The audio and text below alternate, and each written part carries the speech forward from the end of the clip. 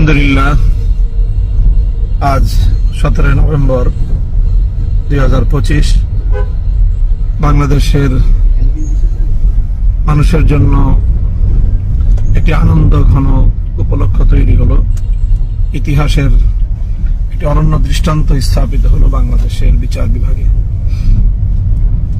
বিগত 2024 সালের জুলাই বিপ্লবের সময় নিরীহ ছাত্র জনতা সহ দেশপ্রেমিক নিরপরাধ মানুষের উপর নির্বিচারে হত্যাযজ্ঞ পরিচালনার দায়ে ইতিহাসের বর্বরতম ঘৃণ্যতম নরঘাতক স্বৈরাচারী শেখ হাসিনাকে মৃত্যুদণ্ডের ঐতিহাসিক রায় প্রদান করেছে আন্তর্জাতিক অপরাধ ট্রাইব্যুনাল।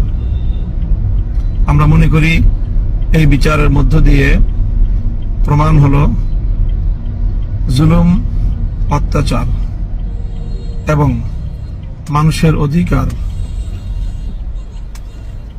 হরণ করে নিস্তার পাওয়া যায় না।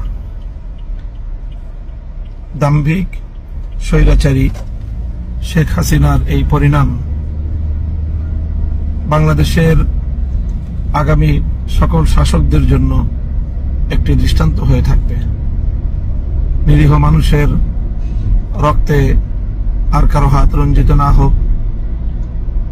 নিহত শাহাদাতপ্রাপ্ত বীর শহীদানদের আত্মার মাগফিরাত কামনা করছি।